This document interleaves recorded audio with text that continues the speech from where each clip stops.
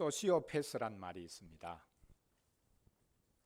사회성이 떨어지는 사람을 가리킵니다. 사회성이 떨어지는 것 정도가 아닙니다. 비도덕적인 행동을 하고도 조금 더 수치심을 느끼지 않습니다. 예를 들어서 나에게 부탁을 많이 하는데 들어주지 않으면 내가 그 사람에게 굉장히 잘못하는 것처럼 느끼게 만드는 사람이 소시오패스일 가능성이 크다고 합니다.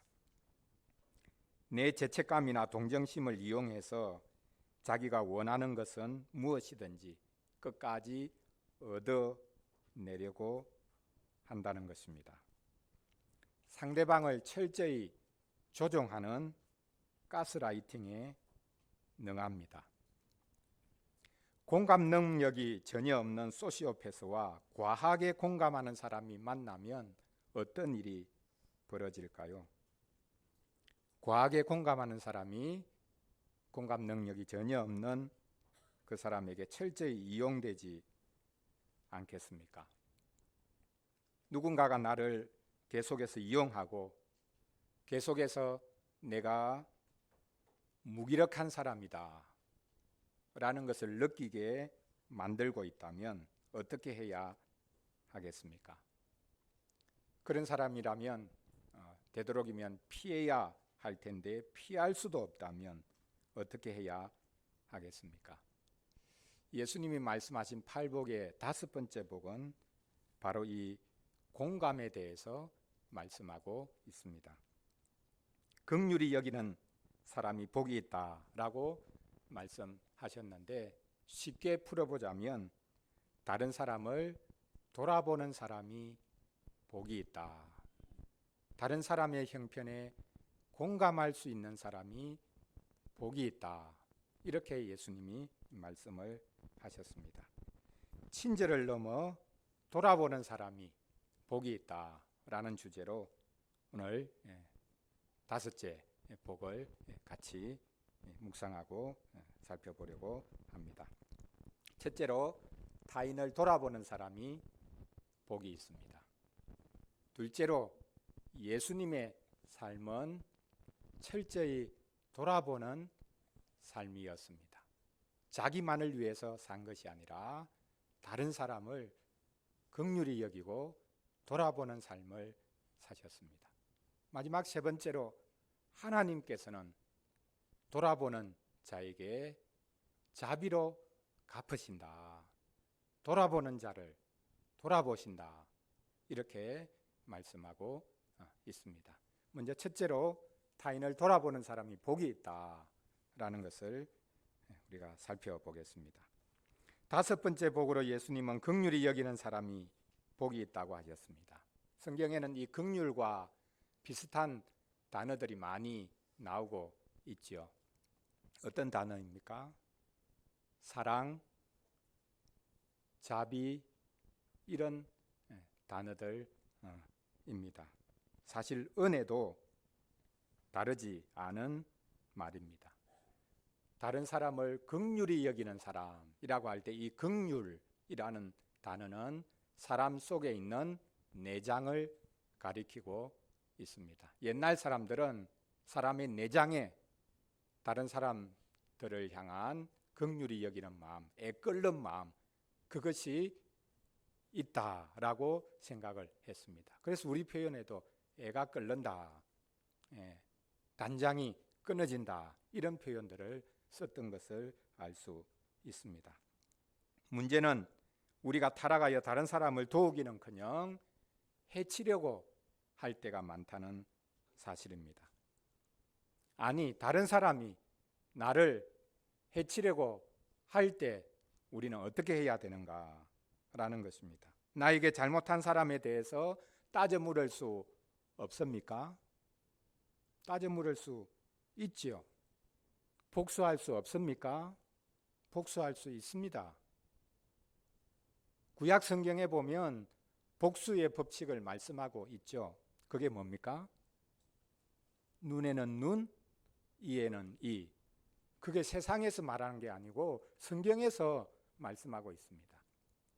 그런데 이 복수의 법칙은 우리가 과하게 복수하려고 하는 것을 제한하는 말씀이죠. 눈에는 눈으로만 갚아야 된다. 이에는 이로만 갚아야 된다. 다른 사람이 내 눈을 상하게 했다면 그 사람의 얼굴 전체를 그냥 갈아버리려고 해서는 안 되고 그 사람의 눈만 해치라. 눈에는 눈. 어떤 사람이 나를 쳐서 내 이빨을 부러뜨렸으면 너 이빨 전부 다 뽑아버리겠다. 이렇게 해서는 안 되고 그 사람에게 내가 이빨 하나가 상했다면 그 사람 이빨 하나만 상하게 하면 된다. 이것이 복수의 법칙입니다. 그리고 그것도 개인적인 복수가 아니라 사법적인 복수를 하라고 말씀하고 있습니다.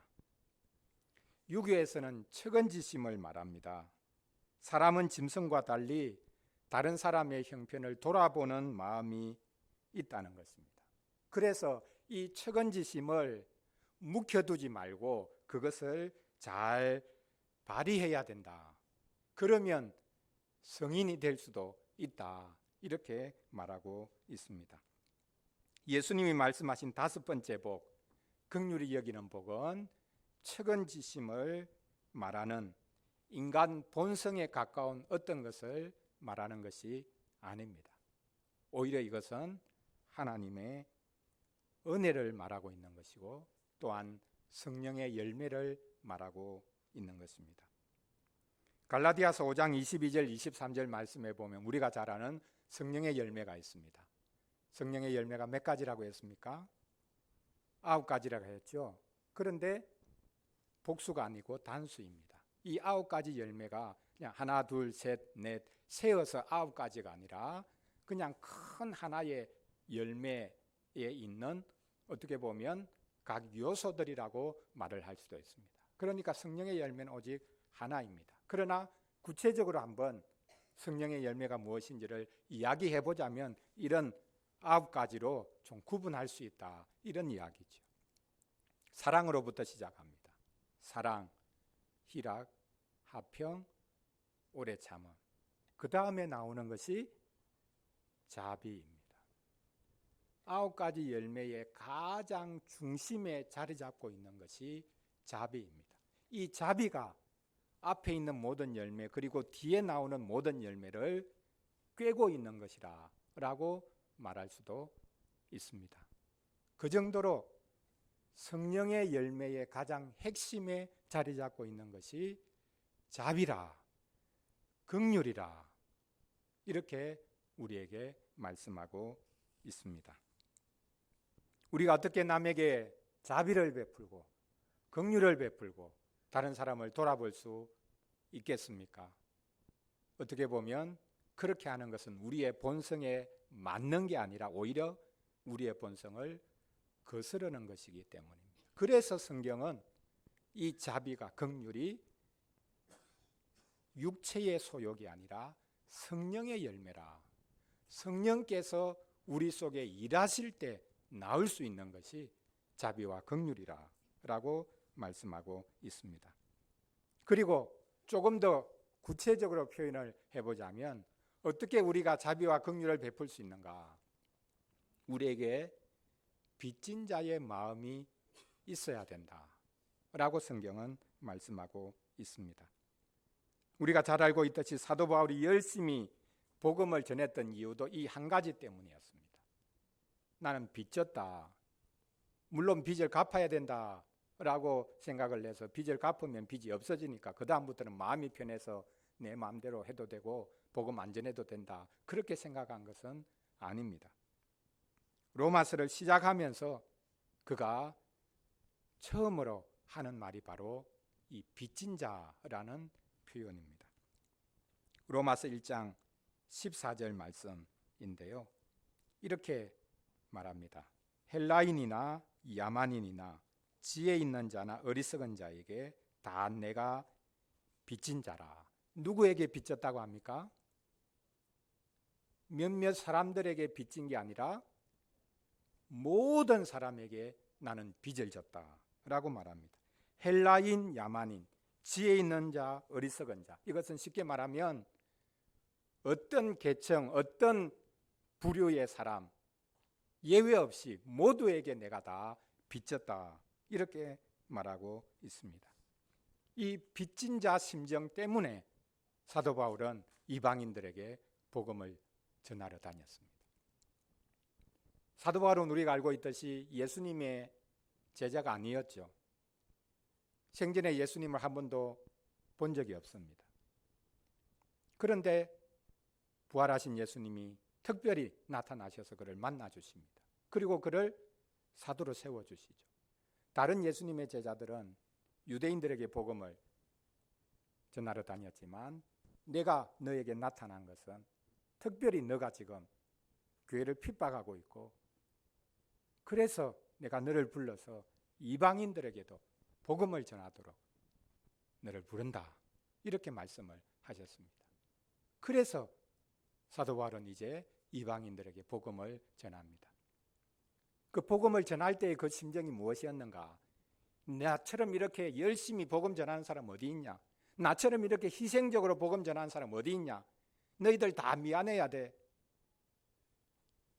유대인들이 아니라 이방인들에게 내가 왜 복음을 전하냐? 이 정도로 내가 열심인데 너희들이 미안해야지. 이런 태도로 복음을 전한 게 아니죠. 오히려 자신이 미안해서 나는 당신들에게 빚지고 있습니다. 복음을 전하면서 계속 빚이 오히려 늘어나고 있는 그런 마음을 가졌습니다. 그래서 복음을 전하고도 자랑하는 것이 아니라 오히려 나는 어쩔 수 없이 복음을 전한다. 그게 마지못해서 복음을 전한다는 뜻이 아니라 나는 주님의 부르심 때문에 또 당신들 때문에 내가 구원도 받고 사도도 되고 복음을 전할 수 있게 되었기 때문에 내 모든 것은 당신들에게 빚지고 있습니다. 그래서 그는 끊임없이 복음을 전하려 다녔습니다. 기꺼이 복음을 전하려 다녔습니다.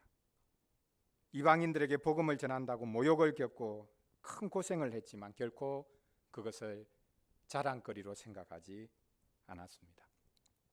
우리가 잘 아는 예수님이 말씀하신 비유가 있죠. 일반 달란트 빚진 자의 비유입니다.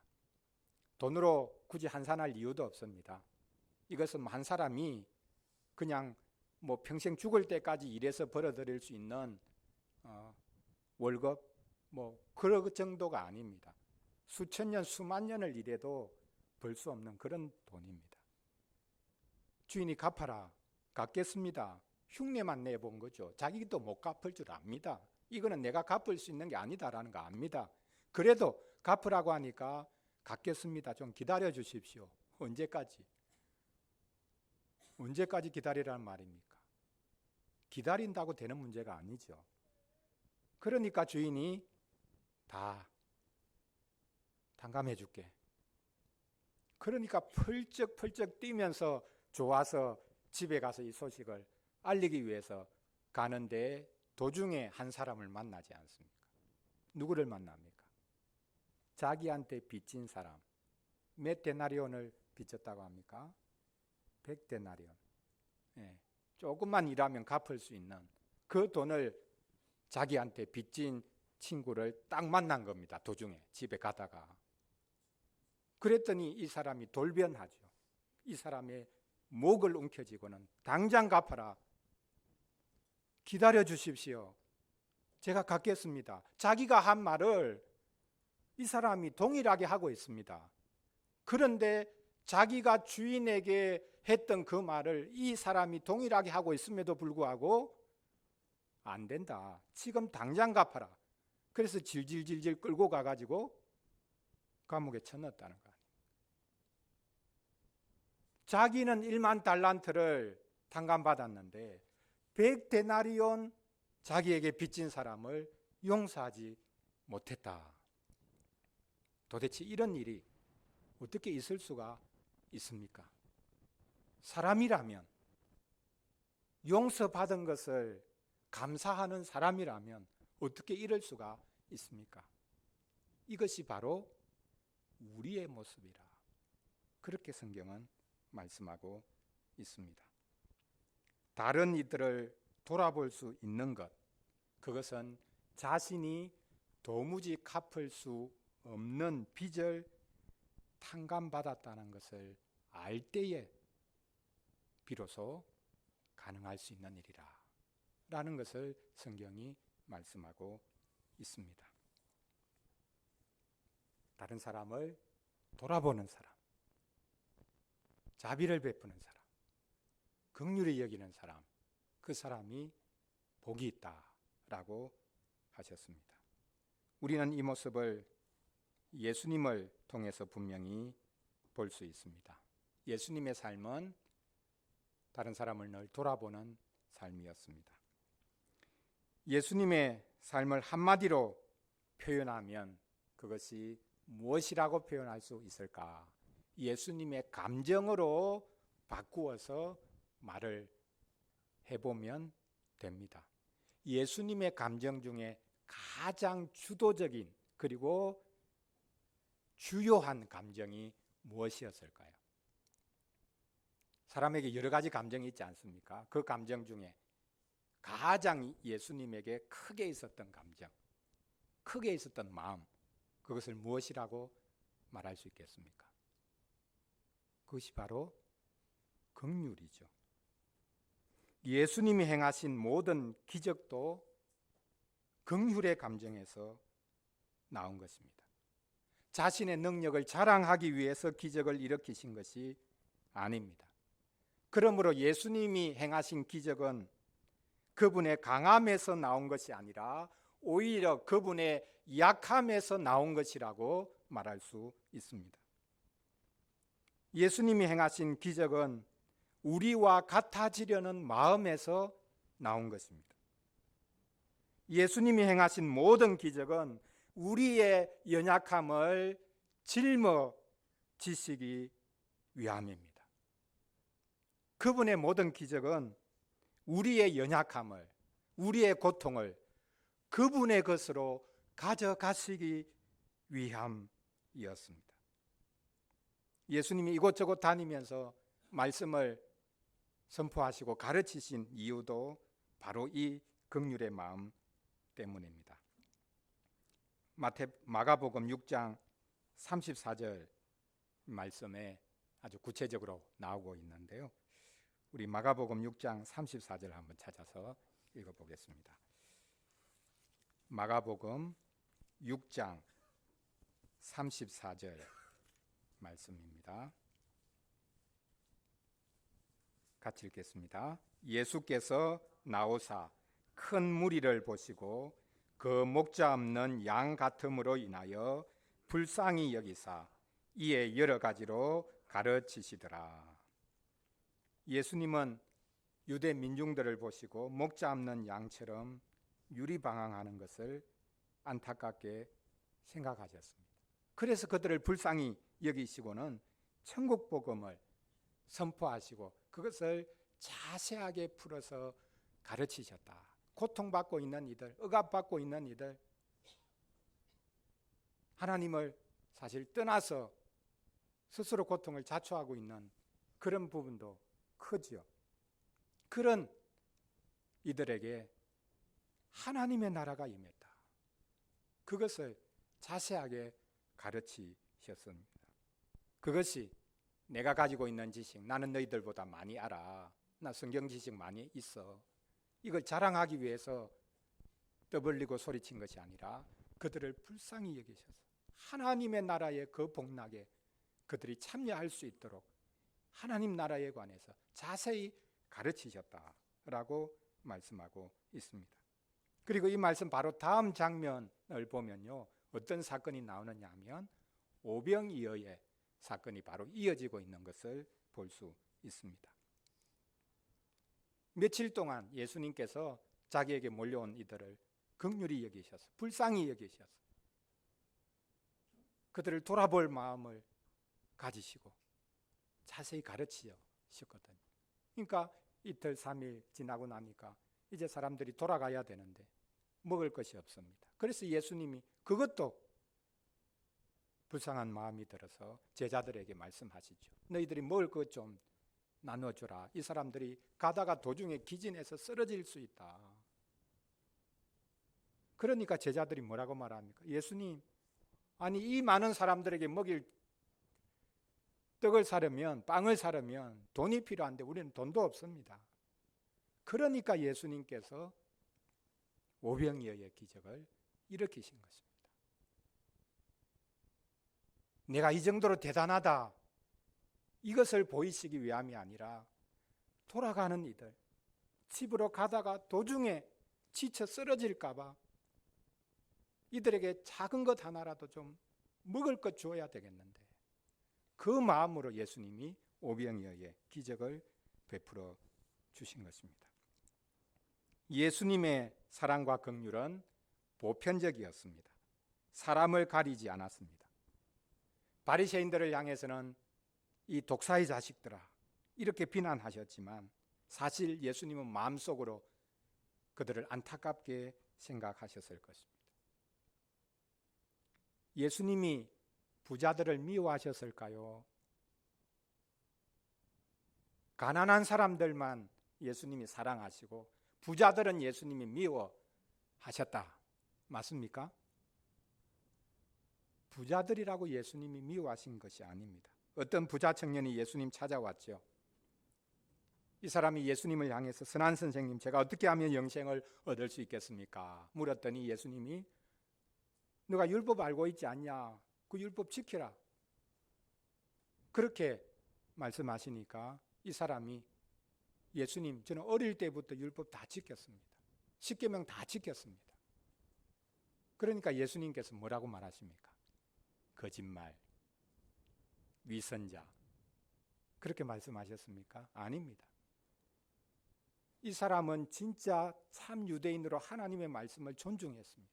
그래서 어릴 때부터 하나님의 율법을 충실히 지키려고 애를 썼습니다. 그래서 예수님이 이 부자 청년을 보시고는 너무너무 사랑스러워하셨다, 사랑스럽게 보셨다, 이렇게 말씀하고 있습니다. 우리 한번 찾아볼까요? 역시 마가복음인데요, 마가복음 10장 21절입니다. 이 부자 청년에게 너는 지금 거짓말하고 있다, 진짜 너가 하나님 말씀 다 지켰냐, 자신을 냉정하게 한번 봐라, 이 위선자야, 그렇게 말씀하지 않으셨습니다. 같이 한번 읽어보겠습니다. 예수께서 그를 보시고 사랑하사 이르시되 내게 아직도 한 가지 부족한 것이 있으니 가서 내게 있는 것을 다 팔아 가난한 자들에게 주라. 그리하면 하늘에서 보화가 내게 있으리라. 그리고 와서 나를 따르라. 예수께서 그를 보시고 사랑하셨다. 눈에서 꿀이 뚝뚝 떨어지는 그런 눈빛으로 이 사람을 보셨다. 그래, 너무너무 사랑스럽다. 이 부자 청년에게 사랑스러운 눈길로 그를 보시면서 네가 율법을 다 지켰지. 그런데 한 가지 부족한 게 있다. 그 부족한 게 뭐라고 합니까? 사실 사랑이라는 거죠. 네가 재물을 사랑하고 있지 않냐. 하나님 사랑하고 이웃 사랑하는 그게 부족하다. 그러니 재물을 우상처럼 섬기는 그것 내려놓고 그 재물을 가난한 사람들에게 나눠주고 나를 따르라. 그러면 하늘의 보화가 있을 것이다. 이렇게 말씀하셨습니다. 이 말씀이 그를 비난하기 위해서 하신 말씀이 아닙니다. 정말 사랑하는 마음으로 너무너무 사랑스럽게 보시면서 지금 이 말을 하고 계시는 겁니다. 부자를 적대시하고 부자는 가난한 사람 것을 빼앗은 사람이니까 그들은 없어져야 된다. 그런 마음으로 지금 예수님이 말씀하고 계신 게 결코 아니다라는 것이죠. 이 부자를 너무너무 사랑하는 눈길로 보시면서 그런데 진짜 필요한 것은 사랑이라. 누구나 다 무언가를 사랑하지만 돈에 대한 사랑이 아니라 하나님과 이웃에 대한 사랑이 있어야 되겠다. 이렇게 말씀하고 계시는 것입니다. 예수님이 유명한 해양 도시 시돈으로 가신 적이 있죠. 예수님께서 몰래 가셨지만 예수님께서 자기 마을로 오셨다는 소식을 들은 한 여인이 예수님을 찾아옵니다. 그의 딸이 귀신 들렸기 때문에 고쳐달라고 예수님께 부탁합니다. 예수님이 뭐라고 말씀하십니까? 나는 너희와 같은 것들을 위해서 오지 않았다. 이렇게 말씀하십니다. 아들에게 줄 빵을 개들에게 던지는 사람이 어디 있겠냐? 이렇게 예수님이 말씀하십니다. 너무나 모욕적인 말을 하시죠. 여자이기 때문에 이렇게 남자가 그리고 유대인이 모욕적인 발언을 한 것입니까? 이 여인은 그 예수님의 말씀이 뭘 의미하는지를 참 신비한 것인데요, 알았던 것 같습니다. 그러면서 맞습니다. 저는 이방인이고요. 그런데 어린 아이들이 먹다 남긴 부스러기, 그게 상에서 떨어지는데 개들이 그거 먹을 수 있지 않습니까? 이렇게 말을 했습니다. 예수님께서 깜짝 놀라시죠. 너가 이 말을 했기 때문에 너의 딸에게 있던 귀신이 떠났다. 이렇게 말씀하십니다. 예수님께서는 오순절 성령 강림 이전에 이미 이방인들을 향한 문이 열려져 있다는 것을 나타내 보이셨습니다. 지금 예수님이 그냥 시돈으로 가신 게 아닙니다. 어떻게 보면 예수님이 쫓겨서 시돈으로 가신 겁니다. 예수님을 지금 죽이려고 하니까 그냥 육신적으로 자기 몸을 보신하기 위해서 피신한 게 아니라 하나님의 백성이 지금 예수님을 쫓아내고 있습니다. 그래서 예수님은 이방 땅에 가셔서 오히려 이방인들이 하나님 나라에 지금 들어오고 있다라는 것을 보여주고 계십니다. 유대인들이 믿음을 가진 것이 아니라 이방인이 참 믿음을 가지고 있다라는 것을 오히려 보이고 계십니다. 예수님은 일찌감치 민족의 벽, 남녀의 벽, 세대의 벽을 허물어 드리고 계셨습니다. 바로 이것이 예수님의 삶이었습니다. 보편적으로 누구에게나 긍휼과 자비를 베푸시고 돌아보시는 것, 이것이 바로 하나님께서 예수님을 통해 이루신 일입니다.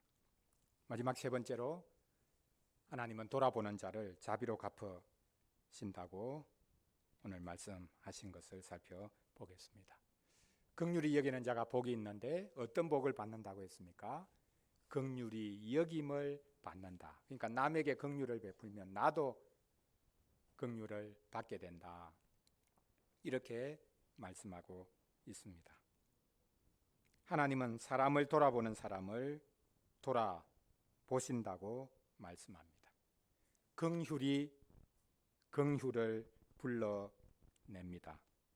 그러면 여기 긍휼히 여김을 받는 것은 은혜가 아니고 상급입니까? 이것이야말로 전형적인 주고받기가 아닙니까? 내가 한 것만큼 받는 것 말입니다. 모든 종교는 바로 이 주고받기입니다. 우리가 다른 사람들에게 한 만큼 신이 복을 준다고 가르칩니다. 물론 신에게 먼저 잘해야 되죠. 그러면 더 많은 복을 받습니다. 신에게 잘하는 게 제일 크고 중요한 거고, 그 다음에 사람에게 잘하고, 그러면 신이 그거 보고 있다가 한 것만큼, 내가 한 것만큼 신이 갚아준다, 보상해준다. 이것이 모든 종교가 말하고 있는 것입니다. 주님이 가르쳐 주신 기도에서도 그렇게 말씀하고 있는 것 같습니다. 예수님께서 가르쳐 주신 기도 중에 이런 내용이 나오죠. 우리가 기도해야 될 것 중에 하나가 있는데, 그것은 우리가 다른 사람이 나에게 잘못한 것 용서하듯이 우리 죄를 용서해 주십시오. 그렇게 기도해야 된다 라고 예수님이 가르쳐 주셨습니다.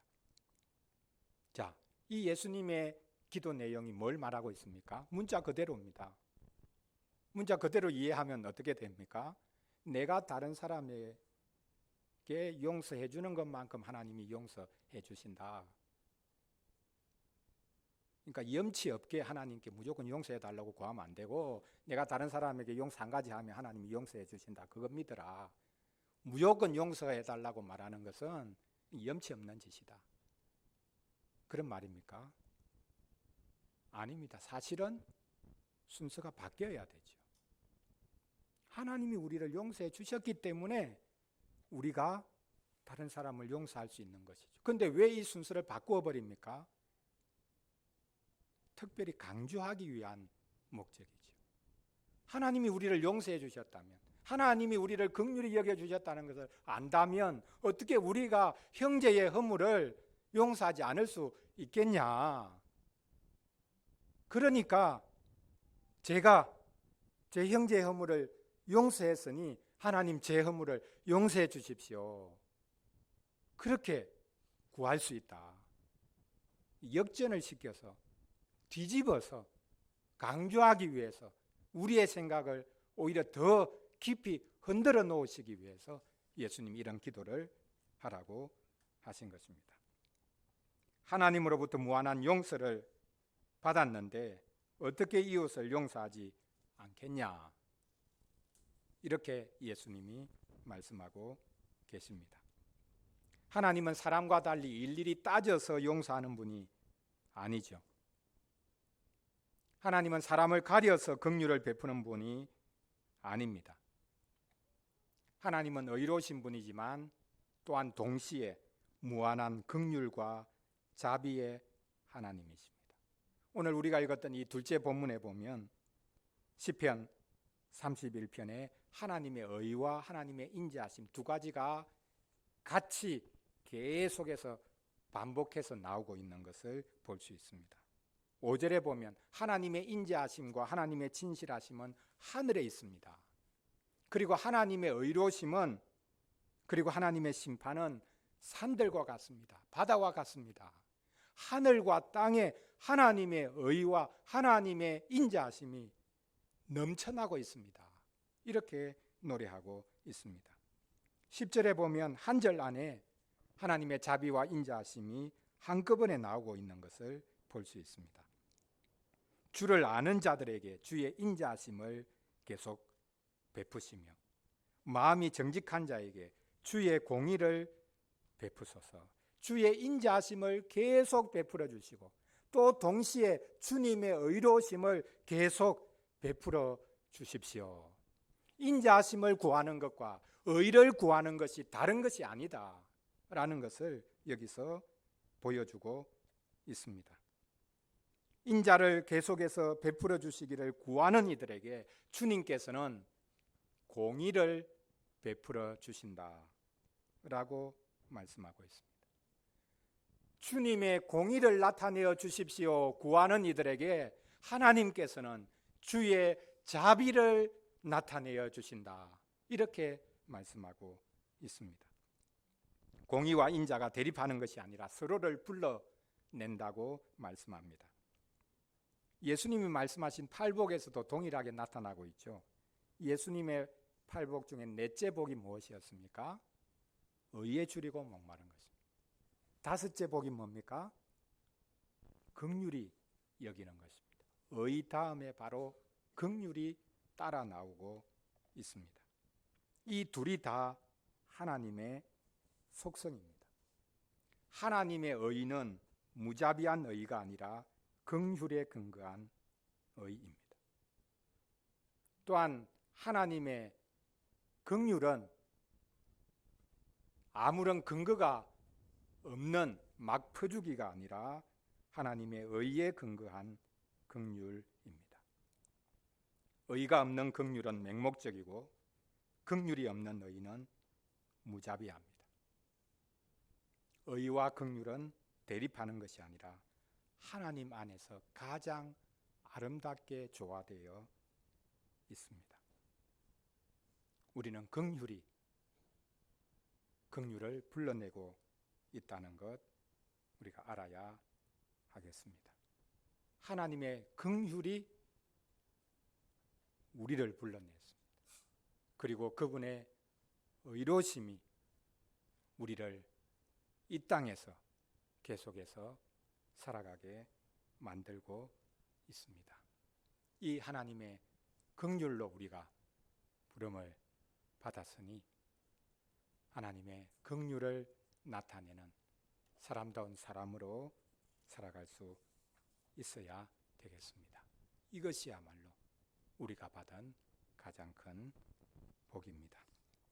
사랑하는 성도 여러분, 경쟁이 너무 치열하니까 나를 돌보는 것도 버거운데 남을 돌아볼 여유가 어디에 있겠습니까?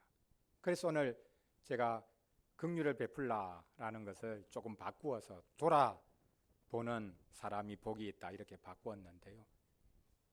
한 단어를 한 글자를 줄이면 돌보는 거죠. 사실 다른 사람 돌보기가 쉽지 않습니다. 나도 챙기기가 바쁜데 어떻게 다른 사람을 돌볼 수 있겠습니까?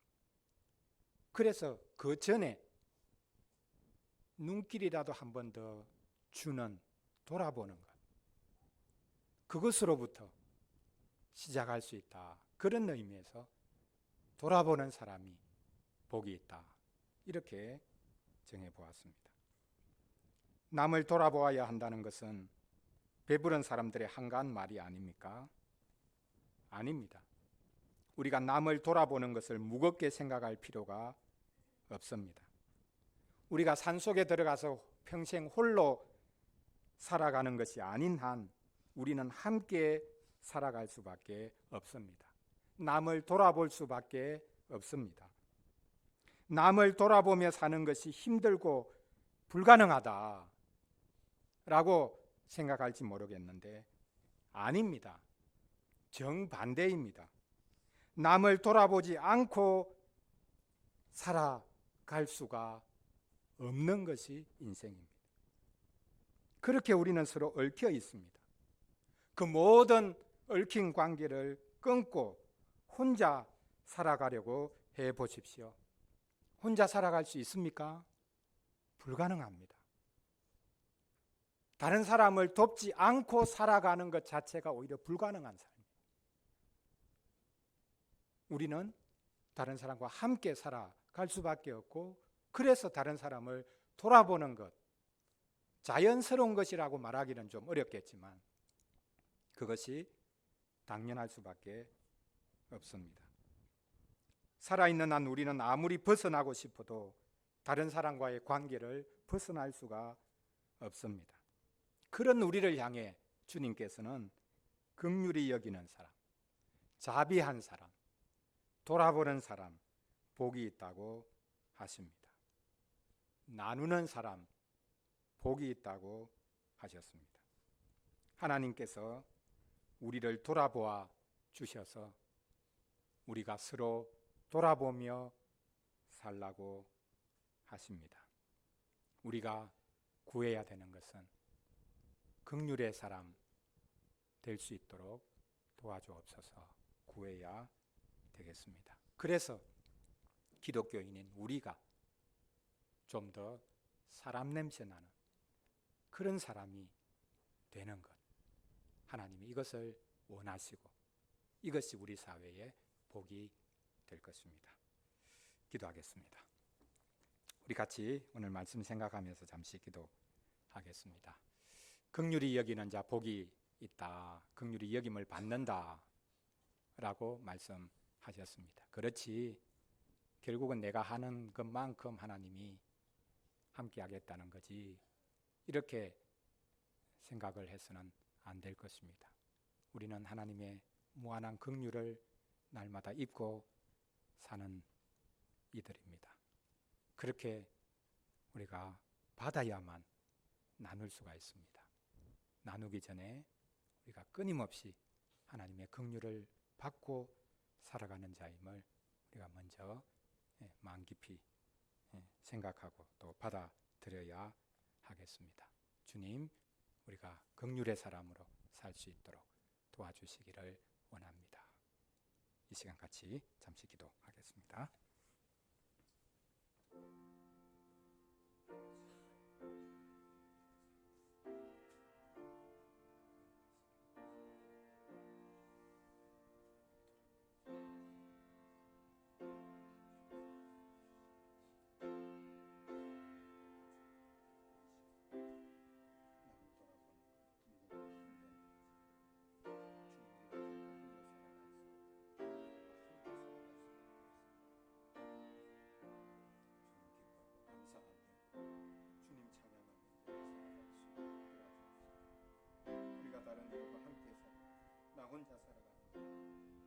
서로를 돌아 서로 공감하고 서로에게 그런 사이 옆에 있어주고 같이 부둥켜안고 기뻐하고 같이 울고 같이 감사하면서 저희들의 삶이 되도록 주께서 우리를 붙잡아 주시기를 신령한 은혜를 같이 주시옵소서.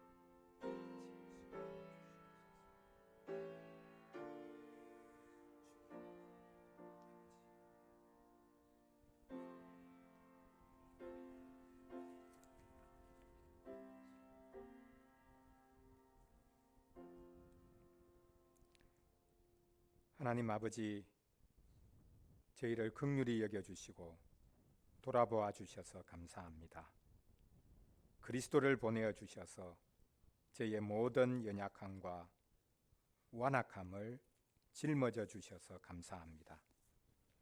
그리스도께서 짊어져 주지 않으신 것이 없기에 하나님의 긍휼은 생색내기가 아니라 무한히 넘쳐납니다.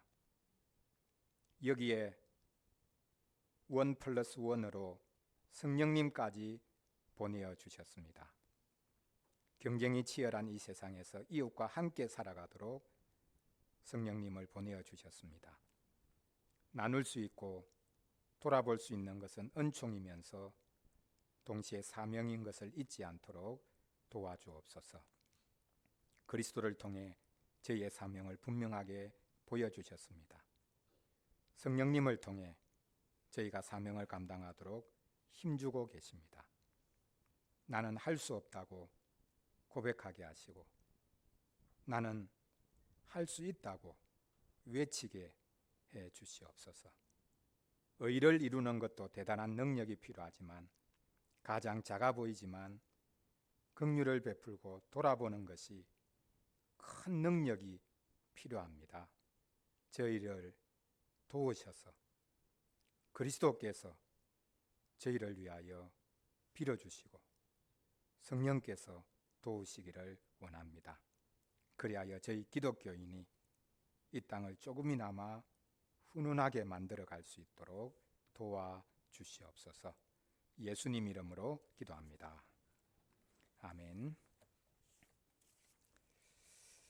우리 찬송 216장 부르겠습니다. 승자의 귀한 몸.